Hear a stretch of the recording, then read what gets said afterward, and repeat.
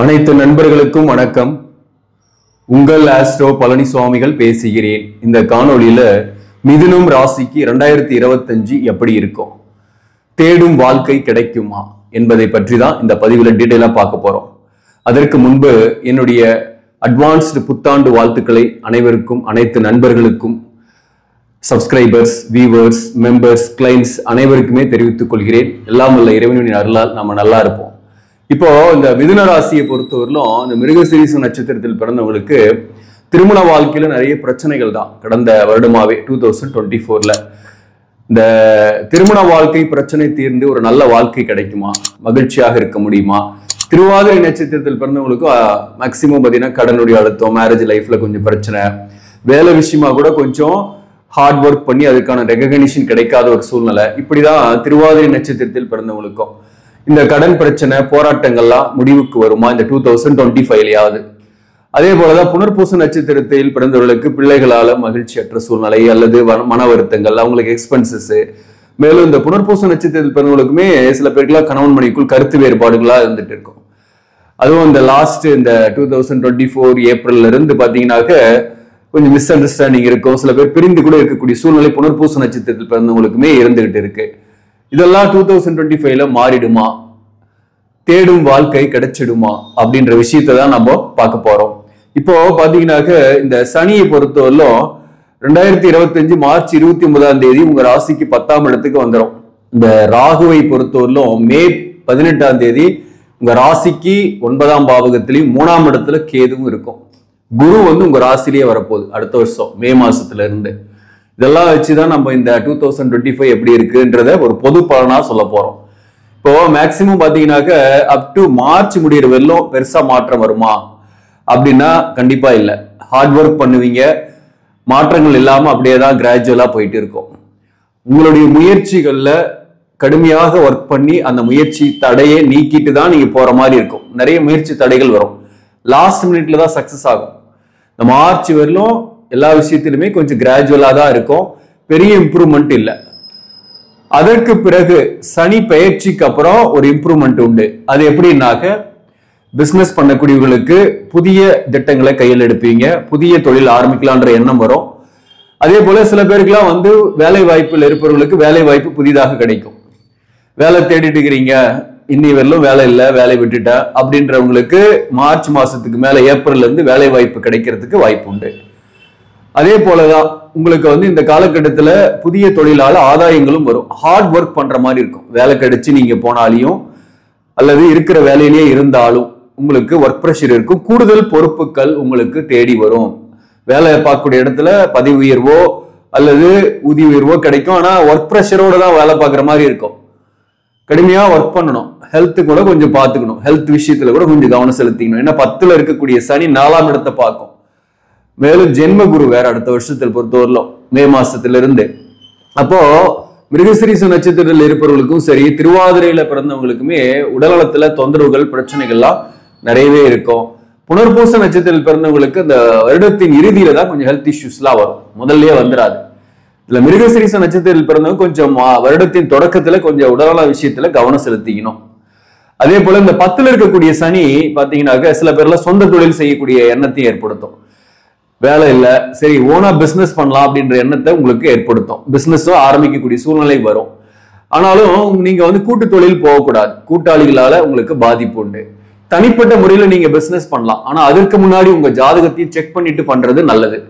இந்த 10ஆம் இடத்துல இருக்கக்கூடிய சனி பகவானை பொறுத்தவரையிலும் உங்களுக்கு ஒர்க் பண்ணாலே அதற்கான உயர்வையும் தெரியும். நீ எந்த அளவுக்கு ஹார்ட் ஒர்க் பண்றீங்களோ அந்த அளவுக்கான ஊதியமோ அந்த அளவுக்கான பெனிஃபிட்ஸோ உங்களுக்கு கிடைக்கும், ரெகக்னிஷன் கிடைக்கும். இதனால இல்லாத ரெகக்னிஷன் உங்களுக்கு கிடைக்கக்கூடிய வாய்ப்பும் உண்டு சில பேருக்கெல்லாம். அப்போ இந்த சனியால பெரிய தொந்தரவு இல்லை, நன்மைதான். ஒரு சில விஷயம் குறிப்பா 4ஆம் இடத்தை சனி பார்க்கும், ராசிக்கு 12 பார்க்கும். அந்த வகையில வீடு வாகனம் சம்பந்தமான செலவுகள், ஆல்ட்ரேஷன் பண்றது, சில பேருக்கு வீடு மாற்றம் ஏற்படும், அதன் மூலம் உங்களுக்கு செலவுகள் ஆகும். மே மாசத்துல இருந்து வீடு மாற்றமோ இடமாற்றமோ உங்களுக்கு ஏற்படக்கூடிய வாய்ப்பு உண்டு. இந்த சனி ராசிக்கு 10ல மேல இருந்து பாத்தீங்கன்னாக்க குரு உங்க ராசிலேயே வர்றதுனால சந்திரன் மேல இந்த குரு நிற்கும் போது மேக்சிமம் தொழில் மாற்றம், இடமாற்றங்கள் ஏற்படும். அல்லது ஒரு பயணங்களோடு போய் வேலை பார்க்குற மாதிரி இருக்கும், அலைச்சல்கள் இருக்கும். நீங்க இப்ப இருக்கக்கூடிய இடத்துல இருந்து வேற ஒரு ஊருக்கோ வேற ஒரு இடத்துக்கோ மாறக்கூடிய சூழ்நிலை. ஒரு அரசு பணியில் இருப்பவர்களுக்கு கூட பாத்தீங்கன்னாக்க ஒரு சேஞ்சஸ் உண்டு. ஒரு ஃபார் அவேல ஒரு டிரான்ஸ்ஃபர் கிடைக்கலாம், அல்லது கொஞ்சம் டிராவல் பண்ற மாதிரி ஒரு டிஸ்டன்ஸ்ல உங்களுக்கு டிரான்ஸ்ஃபர் கிடைக்கலாம். அதுக்கான சான்சஸ் நிறையவே இருக்கு. ஆனா பொறுப்புகள் கூடுதலாக கிடைக்கும், வருமானம் கூடுதலாகவே வரும். பயப்பட வேண்டியதுல உடல் நலத்துல தொந்தரவுகள் அடிக்கடி ஏற்படும். அதுலதான் நீங்க கவனமா இருக்கணும் 2025ல. சரி, திருமணம் ஆகுமா, திருமண வாழ்க்கை எப்படி இருக்கும், காதல் வாழ்க்கை எப்படி இருக்கும் அப்படின்னாக்க, இந்த ராசிலேயே வரக்கூடிய குரு 7ஆம் இடத்தை பார்க்கும். மேலும் உங்களுக்கு ராசிக்கு கேந்திரத்துல 10ஆம் இடத்துல சனி இருக்கிறதுனால மேக்சிமம் உங்களுக்கு திருமணம் ஆகாதவர்களுக்கு திருமணம் ஆகக்கூடிய வாய்ப்புகள் உண்டு. வரன் தேடிட்டு இருக்கிறீங்கன்னா வரன் அமையக்கூடிய வாய்ப்பு உண்டு. மறுமணத்திற்காக வரன் தேடுறீங்கன்னா வரன் அமையக்கூடிய வாய்ப்பும் உண்டு. அதே சமயத்துல உங்களுக்கு காதல் வாழ்க்கையில ஒரு கருத்து வேறுபாடு, மிஸ் அண்டர்ஸ்டாண்டிங் இருந்துட்டு இருக்கு. அந்த பழைய உறவுகள்லாம் உங்களுக்கு வந்து தொந்தரவாக இருக்கிறாங்கன்னாக்க, அந்த பழைய உறவுகளுடன் இருந்து வந்த மனக்கசப்புகள் நீங்கும், தொந்தரவுகள் நீங்கும். அல்லது பிரிந்தவர்கள் ஏதோ ஒரு வகையில உங்களை தேடி வந்து உங்களை பார்க்கக்கூடிய வாய்ப்போ அல்லது உங்களை சந்திக்கலான்ற எண்ணங்களோ அடுத்த ஆண்டு உண்டு. அப்போ கணவன் மனைவிக்குள்ள அதே மாதிரிதான் கண்டிப்பாக தோஷங்கள் இல்லாம பிரிஞ்சிருக்கீங்க, ஒரு வேலை காரணமாக பிரிஞ்சு வெவ்வேறு இடத்துல இருக்கீங்க, அல்லது ஒரு சிறு சிறு பிரச்சனை தான், டிவோர்ஸ் போகல அப்படின்னா அப்படிப்பட்டவர்களுக்கெல்லாம் மீண்டும் சேரக்கூடிய வாய்ப்பு, ஒற்றுமையாக இருக்கக்கூடிய வாய்ப்பும் அடுத்த ஆண்டு உண்டு. மே மாதத்திற்கு மேல இதெல்லாம் நடக்கிறதுக்கு பாசிபிலிட்டி உண்டு. அதே சமயத்துல இந்த தோஷங்களோடு இருந்து பிரிஞ்சவங்களுக்கு வழக்குகள் ஏற்பட்டு இருக்கும். வழக்குகள்ல வந்து வெற்றி ஏற்பட்டு மறுமணம் போன்றவை ஏற்படக்கூடிய வாய்ப்பும் உண்டு அடுத்த ஆண்டை பொறுத்தவரையிலும். அப்போ திருமண வாழ்க்கையில பெரிய அளவுக்கு பிரச்சனை இருக்குமா அப்படின்னாக்க, கணவன் மனைவி ஒற்றுமையா இருக்கிறோம், ஒரே வீட்டுல இருக்கிறோம், இதுவரையிலும் எந்த பிரச்சனையும் கிடையாது, இனிமேலாவது ஏதாவது பிரச்சனை வந்துருமா 2025ன்னு ஒரு பயம் இருக்கும். கண்டிப்பா எந்த பிரச்சனையும் வராது. இந்த வாழ்க்கை துணைவருக்கு சப்போர்ட் உங்களுக்கு நல்லாவே இருக்கும். உங்களுக்கு இருந்து வந்த அந்த உடல்நல பாதிப்பு தொந்தரவுகளுக்கு வாழ்க்கை துணைவர் நல்லாவே சப்போர்ட் பண்ணுவாரு, நல்லாவே அன்பு காட்டக்கூடிய சூழ்நிலை உங்களுக்கு ஏற்படும். ஏன்னா 7ஆம் அதிபதி ராசியில வர்றதுனால வாழ்க்கை துணைவரால் பெனிஃபிட், வாழ்க்கை துணைவரோட அன்பு காட்டக்கூடிய சூழ்நிலை வரும். அதை நீங்க வந்து அண்டர்ஸ்டாண்ட் பண்ணிக்கிட்டு லைஃப் வந்து ஸ்மூத்தா கொண்டு போகலாம், ஒண்ணுமே பிரச்சனை கிடையாது. திருமண வாழ்க்கையில ஒற்றுமையா இருக்கிறவங்களுக்கு எந்த தோஷமும் இல்லாம பிரிந்திருக்கிறவர்கள் கூட சேர்ந்து வாழக்கூடிய வாய்ப்பு உண்டு. அதுதான் தேடும் வாழ்க்கை கிடைக்குமா அப்படின்னு நம்ம டைட்டில் கொடுத்தது. கண்டிப்பா நீங்க தேடுற வாழ்க்கை கிடைக்கிறதுக்கு நிறைய வாய்ப்புகள் உண்டு. நம்மளுடைய சுய ஜாதகத்திலே அதுக்கான கர்மா பலன்கள், இப்ப தசாபுக்தி பலன்கள் நல்லா இருக்கும்போது நிச்சயமா நல்ல ஒரு மாற்றத்தை சந்திப்பீங்க. இப்போ இந்த ராகுவை பொறுத்தவரை 9லயும் கேது 3ஆம் இடத்துல வராரு. இது ஏதாவது பாதிப்பு கொடுக்குமா அப்படின்னாக்க, 3, 9ஆம் பாவங்கள்ல ராகு கேது இருக்கிறது. குறிப்பா தொலைதூர பயணம் போறீங்க, பூர்வீகத்தை விட்டு வெளியூர்ல இருக்கிறவங்களுக்கு எல்லாம் நல்லதுதான் நடக்கும். பூர்வீகத்துல இருக்கிறீங்கன்னாக்க உங்களுக்கு ஆதாயம் இல்லாம இருக்கும், பொருளாதார ஏற்றத்தாழ்வு உங்களுக்கு தான் ஏற்படும். இந்த குருவை பொறுத்தவரையிலும் ராசியில் இருந்தாலே பகை வீடு, குருவுக்கு வர்க்க பலம் குறைஞ்சிருக்கு. அப்போ பிள்ளைகள் வகையில உங்களுக்கு செலவுகள், மன கஷ்டங்கள், திருப்தியற்ற ஒரு சூழ்நிலை, கருத்து வேறுபாடுகள் இருக்கும். அதே போல 9ல் இருக்கக்கூடிய ராகுவால பூர்வீக சொத்துல பிரச்சனை, வில்லங்கங்கள் போன்றவை வரக்கூடிய வாய்ப்பும் உண்டு. வழக்குகளுக்கு போகக்கூடிய வாய்ப்பு உண்டு. சொந்த மண்ணில் சொந்தக்காரங்களால பாதிப்புகள் உண்டு. உறவுகளுடன் பகை உண்டு. குறிப்பா தந்தை வழி உறவுகளுடன் மிஸ் அண்டர்ஸ்டாண்டிங் இருக்கும். ஆனாலும் உங்களுக்கு இந்த 3ஆம் இடத்துல இருக்கக்கூடிய கேது வந்து முயற்சிகளை நிறையவே செய்ய வைப்பார். பொதுவாகவே நிறைய ட்ரை பண்ணி நீங்க வந்து ஒரு நல்ல அந்த பிரச்சனையில மாட்டிக்கிறீங்கன்னா கூட அந்த பிரச்சனை விட்டு வெளியே வரதுக்கு நிறைய ஹெல்ப் பண்ணுவாரு கேதுவை பொறுத்தவரையிலும். அப்போ வழக்கு போன்றவை இருக்கு அப்படின்னாக்க, அல்லது பஞ்சாயத்து போறீங்க, கேஸு, இந்த மாதிரி சொத்து தகராறு வருதுன்னாக்க அதுல தீர்வுகளும் கிடைக்கும். அது பெனிஃபிட்டாவே இருக்கும் உங்களுக்கு. அங்க நீங்க வந்து இந்த நேரத்துல வெளியூருக்கோ வெளிநாட்டுக்கோ டிராவல் பண்ற மாதிரியான சூழ்நிலை கூட சில பேருக்கு வரும்.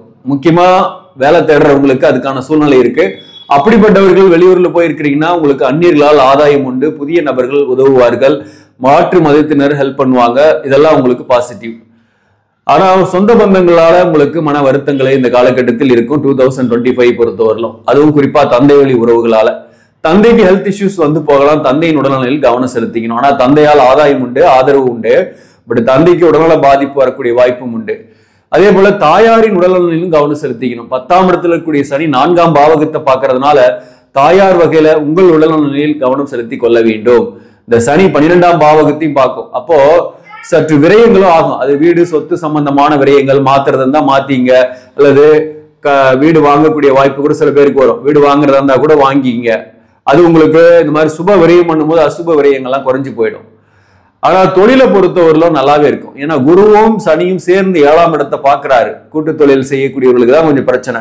தனிப்பட்ட முறையில இருப்பவர்களுக்கு நல்ல வருமானம் வரும். பிசினஸ் பண்ணக்கூடியவர்களுக்கு 7ஆம் இடத்தை குரு சனி பாக்குறதுனால டாமினேஷன் குறையும். வாழ்க்கை துணையுடைய டாமினேஷன் உங்களுக்கு இல்ல. கடந்த காலத்துல அந்த டாமினேஷனால நிறையவே பாதிக்கப்பட்டிருப்பீங்க. அந்த டாமினேஷன்ல இருந்து நீங்க ரிலீஃப் ஆக போறீங்க. அதெல்லாம் பாசிட்டிவான விஷயம் தான். இப்போ இந்த 2025 ஓவராலா நல்லா இருக்குமானாக்க திருமண வாழ்க்கை நல்லா இருக்கும். பிரிந்த காதல் சேரக்கூடிய வாய்ப்பு உண்டு. அதே போல கணவன் மனைவி ஒற்றுமையாவே இருக்கிறீங்கன்னா உங்க வாழ்க்கையில எந்த டிஸ்டர்பன்ஸும் இருக்காது, நல்லாவே இருப்பீங்க. அதே போல வீடு சொத்து வாங்கக்கூடிய வாய்ப்புகள் வரும். நல்ல ஒரு இடமாற்றங்கள் வரும். பதவி உயர்வு வரும். அதன் மூலம் அலைச்சல்கள் இருக்கும். உடல்நலத்துல தொந்தரவுகள் இருக்கும். அதுல மட்டும் கொஞ்சம் கவனம் செலுத்திக்கணும். மற்றபடி தந்தை வழி உறவுகளால சில மன வருத்தங்கள், தாய் வழி உறவுகளால கூட சில மன வருத்தங்கள் வரலாம். இந்த உறவுகளோட கொஞ்சம் கவனமாக இருந்தீங்கன்னா 2025 உங்களுக்கு சிறப்பு. 10ல சனி இருக்கிறதுனால கடுமையா ஒர்க் பண்ணணும். அதே போல நீங்க உயரதிகாரியா இருக்கிறீங்கன்னா உங்களுக்கு கீழே பணிபுரியக்கூடியவர்கள் உங்களுக்கு கோஆபரேஷன் கொடுக்க மாட்டாங்க. அவங்க கிட்ட கொஞ்சம் தட்டி கொடுத்து வேலை வாங்கணும். அல்லது அவங்க கிட்ட டைரக்டா கோவப்படாம அவங்க கிட்ட நாசுக்கா பேசி வேலை வாங்கணும். பிசினஸ் பண்ணக்கூடியவர்களுக்கு கூட வாடிக்கையாளர்கிட்டும் தன்னுடைய டென்ஷனையும் கோபத்தையும் காட்டக்கூடாது. ஒப்பந்தங்கள் படிச்சு சைன் பண்ணணும். நிறைய ஒப்பந்தங்கள்லாம் சைன் ஆகும். பிசினஸ் பண்ணக்கூடியவர்களுக்கு புதிய ஆர்டர்கள்லாம் நிறையவே வரும். முன்னேற்றங்கள் உண்டு. இந்த வருஷத்தை பொறுத்தவரை எந்தெந்த துறையில் இருப்பவர்களுக்கு நல்ல முன்னேற்றம் இருக்கும் அப்படின்னாக்க குறிப்பா 10ல சனி இருந்தாவே என்ஜினியரிங், எண்ணெய், மருத்துவம் இந்த மாதிரியான துறைகளில் இருப்பவர்களுக்கெல்லாம் நல்ல முன்னேற்றங்கள் இருக்கும். என்ஜினியரிங் ஃபீல்டில் இருக்கிறவங்க, அதாவது ஆட்டோமொபைல் இந்த மாதிரியான துறைகள் இருப்பவர்களுக்கும், டிரான்ஸ்போர்ட் இந்த மாதிரி துறைகளில் இருப்பவர்களுக்கும் முன்னேற்றம் உண்டு. உணவுத்துறை, விவசாயம் சார்ந்த தொழில் சிறப்பாக இருக்கும். மருத்துவத்துறை சிறப்பாக இருக்கும். ஸோ இந்த மாதிரியான துறைகளில் இருப்பவர்களுக்கு நல்லாவே இருக்கும். சிறு கடன் நடத்துறீங்க, வாக்காளர் பழக்கக்கூடிய தொழில் செய்றீங்கன்னா அவர்களுக்கு முன்னேற்றங்கள் உண்டு. பெஸ்ட். ஸோ மொத்தத்துல இந்த காலகட்டம் உங்களுக்கு வருமானத்தை கொடுக்கக்கூடிய காலகட்டம் தான். ஆனா அதுக்கு கொஞ்சம் ஹார்ட் ஒர்க் பண்ண வேண்டியது இருக்கும். கொஞ்சம் விலையை நீங்க கொஞ்சம் அதிகமா கொடுக்கணும். அதுக்கு நம்ம கிட்ட இருந்து ஒரு எஃபோர்ட் நிறைய போடணும். அப்பதான் வருமானமோ கூடுதலாக வரும். மொத்தத்துல இந்த 2025 ஓவரால் உங்களுக்கு 80% அளவுக்கே சிறப்பு தான். ஒரு 20% இந்த உறவுகள், ஹெல்த் இஷ்யூஸ் அது மட்டும் தான். அல்லது சக பணியாளர்களால சில பிரச்சனைகள் வரலாம். அதுல மட்டும் கொஞ்சம் கவனமா இருந்துகிட்டீங்கன்னாக்க பெட்டரா இருக்கும். வாழ்த்துக்கள். இந்த வருஷத்தை பொறுத்தவரை எந்த கோயிலுக்கு போயிட்டு வர்றது, எந்த பரிகாரம் செஞ்சா சிறப்பாக இருக்கும் அப்படின்னாக்க குறிப்பா திருநாகேஸ்வரமும் கீழ்பெரும்பள்ளம் போயிட்டு வாங்க. இல்லைன்னா காளகஸ்தி போயிட்டு வந்தாலும் சிறப்பு உங்களுக்கு. ராகு கேது சேர்ந்த மாதிரி திருப்பாப்புரம் அந்த ஊருக்கு கூட நீங்க போயிட்டு வரலாம். முதல்ல ராகு கேது ஸ்தலத்துக்கு நீங்க போயிட்டு வாங்க. ஏதோ ஒண்ணு துர்க்கை அம்பாள் வழிபாடு அருகாமையிலே இருக்கக்கூடிய கோவில்ல துர்க்கை அம்பாளுக்கு எலுமிச்சம்பழம் மாலை சாத்தி 11 எலுமிச்சம்பழம் கோத்துக்கு நூல்ல உங்க கையாலேயே போட்டு ஞாயிற்றுக்கிழமை அல்லது ராகு காலத்துல போட்டுட்டு துர்க்கை வழிபாடு உங்களுக்கு நன்மைகளை கொடுக்கும், சிறப்பான பலன்களை கொடுக்கும், தடைகளை நீக்கி தரும். பொருளாதார ரீதியாக கடன் பட்டிருக்கீங்களே அந்த கடன் எல்லாம் அடைக்கக்கூடிய வாய்ப்பு எல்லாம் உண்டு. கடன்ல இருந்து மீள்வீங்க. புனர்பூச நட்சத்திரத்தில் பிறந்தவங்களுக்கு அந்த கடன்ல இருந்து மீளக்கூடிய வாய்ப்பு நிறையவே உண்டு அடுத்த வருஷத்தை பொறுத்தவரையிலும். அதே போல திருவாதிரை மற்றும் மிருகசீரிஷம் நட்சத்திரத்தில் பிறந்தவங்க இந்த திருமண வாழ்க்கை சம்பந்தமான நிறைய பிரச்சனைகள், போராட்டங்கள்ல இருந்து வெளிவரக்கூடிய வாய்ப்பு உண்டு. இறை வழிபாடோடு நீங்க இருக்கும்போது நிச்சயமா மாற்றங்கள் வரும். எல்லா கிரகங்களுக்கும் தலைவன் தான் இறைவன். அந்த இறைவனை வழிபாடு செய்யுங்க, நன்மைகள் நடக்கும். ஆக நண்பர்களே, இந்த பதிவு உங்களுக்கு பிடிச்சிருந்தாக லைக் பண்ணுங்க. இதை மற்றவர்களுக்கும் ஷேர் பண்ணுங்க. இன்னும் நம்ம சேனலை சப்ஸ்கிரைப் பண்ணாம பாக்குறவங்க சப்ஸ்கிரைப் பண்ணி கண்டினியூ பண்ணுங்க. இதன் மூலம் உங்களுக்கு ஒரு சரியான ஜோதிட தகவல்களும் ஆன்மீக தகவல்களும் கிடைக்கும். நன்றி, வணக்கம்.